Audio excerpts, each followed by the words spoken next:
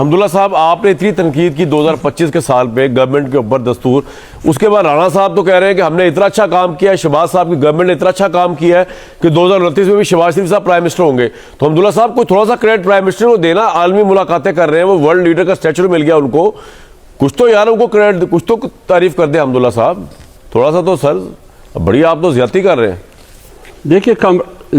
دیکھیے کامران صاحب، بات یہ ہے، اگر آپ کہتے ہیں میں تعریف کروں، قوم تو سمجھتی ہے کہ کون سچ بول رہا ہے، کون جھوٹ بول رہا ہے. جی سر. ابھی قوم فیصلہ کر چکی ہے. میں ذرا آپ کے سامنے کہوں میں کس طرح تعریف کروں. آپ کی ملک میں سب سے بنیادی چیز معیشت ہے. کیا ملک میں معاشی بحران نہیں ہے؟ ملک میں معاشی بحران ہے، سیاسی بحران ہے، سیکورٹی بحران ہے، آئینی بحران ہے، قانونی بحران ہے، ادارہ جاتی بحران ہے، جمہوری بحران ہے، پارلیمانی بحران ہے، پاکستان افغانستان تعلقات بحران ہے. جب یہ تمام بحران ہے، پھر آپ نے پی آئی اے بیچ دیا اور آپ خوش ہے. آپ خوش ہے کہ میں نے پی آئی اے پرائیویٹائز کیا.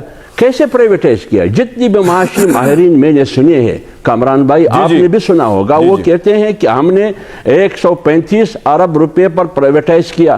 135 میں سے 10 پاکستان کے خزانے میں جائیں گے، 10 ارب، 125 واپس ابھی گروپ کے پاس جائے گی. تو اس کا مطلب یہ ہوا کہ آپ نے 10 ارب روپے پہ بیچ دیا.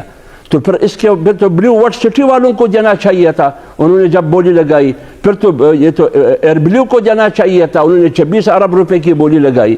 لہٰذا آپ سے پاکستان نہیں چلتا.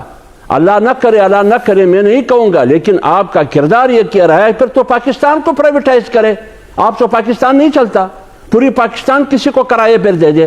آپ آرام سے بیٹھیے، کریڈٹ لیا کرے کہ بہت بہت مبارک کو قوم کو، ہم نے پاکستان کو پرائیویٹائز کیا. کیونکہ معاشی بحران اور آخر بحران تک جو میں نے بتایا، یہ ساری صورتحال. آپ کیسے اس ماحول کو اپریشیٹ کریں گے کامران صاحب؟ قوم کو آپ کیسے مطمئن کریں گے؟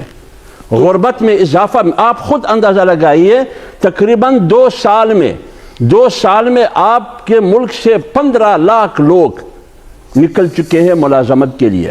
اس میں ہزاروں ڈاکٹر شامل ہیں، اس میں ہزاروں انجینئر شامل ہیں، اس میں صحت کے شعبے سب سے زیادہ متاثر ہو چکے ہیں. آپ خود بتائیے، 15 سے 16 لاکھ لوگ یہاں سے نکل چکے ہیں. تو اگر آپ کی معیشت مضبوط ہے تو یہ لوگ کیوں گئے؟